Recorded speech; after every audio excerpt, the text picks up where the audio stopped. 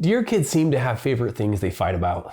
Maybe they have a hard time taking turns with a TV remote, or one is always getting into the other stuff, or is just simply breathing their air. Sometimes it might seem like they don't even need a real reason to fight. Why can't they just let things go and get along? Hey there, I'm Dr. Dave, and on today's Thrive in 5, I'll be sharing some tips for parents of kiddos ages 2 through 6 about how to help kids get along.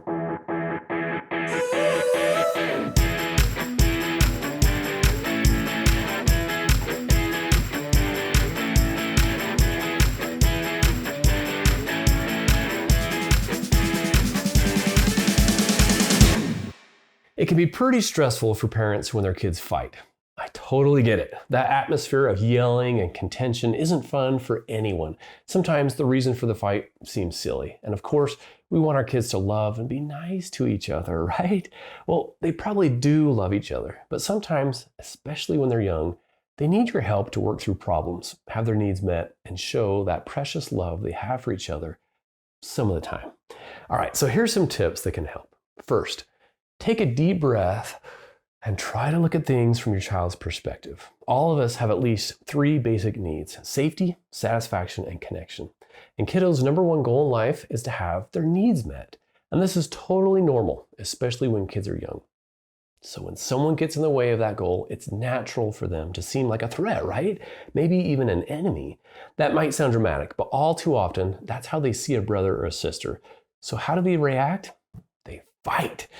There are better ways to handle their feelings, of course, and this is where you as a parent come in. They need your help to think about how the other sibling is feeling, what they need, and how they can help everyone's needs get met without fighting. Your patience and guidance, and patience and creativity, and patience makes a huge difference in their learning this kind of negotiating and problem solving. So, tip number 2, make time for each child. Kiddos want our undivided time and attention. Getting to spend one-on-one time with mom or dad makes a big difference in helping a child feel important and loved. It's an important need for them that might be threatened by another sibling. So regularly schedule time, even if it's only 20 to 30 minutes or so, to do something with each child that they love to do. And get them involved in the planning for your special time together. That can be half the fun, right? One note with this: specific times such as 7 o'clock or 1 hour don't mean much to little kids. So try saying things like right after dinner or once the baby's in bed instead. My third tip is to be a calming influence when your kiddos are fighting. This can definitely be tricky. You might be pretty upset with them. Okay, there's a good chance you'll be stressed and upset with them, but they need your help to stop fighting and feel safe. It will only make things harder if you're really worked up or yelling. So if you can, again, take a deep breath, watch your tone, and imagine how your best self would show up to the situation. Then sit them down and assure them that you care about both of their thoughts and feelings. If you ever need to physically separate them sometimes or express your feelings strongly, focus on behavior and avoid insulting their character. For example, instead of saying, "Why can't you get along? That was such a mean thing to do," you could say, "You're really angry right now, and I can't let you hurt each other." All right, tip number 4, be patient and really listen to what they have to say. Remember that all feelings are acceptable, even if some behaviors need to be limited, and acknowledging feelings, even those like anger, is an important step in helping kids work through the feelings. Lectures, threats, and blaming can make things so much worse, and dismissing their issue as silly isn't very helpful either.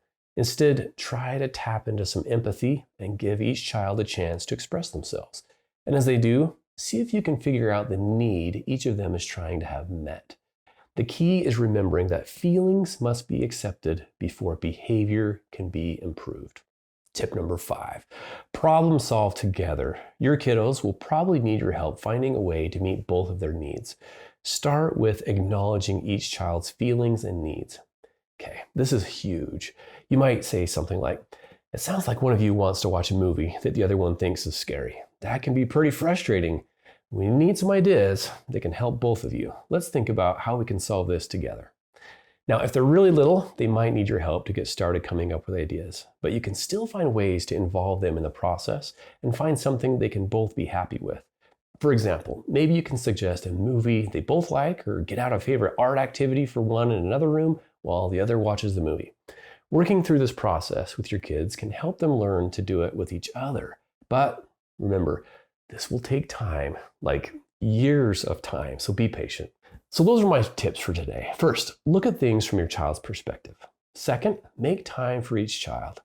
Third, be a calming influence. Fourth, be patient and really listen to them. And fifth, problem solve together. Remember that like anything new, these skills take time and practice. You're human. You have your own feelings and challenges, and it may not always go well. But the great thing is, you usually have a chance to reconnect with your kiddos and try again.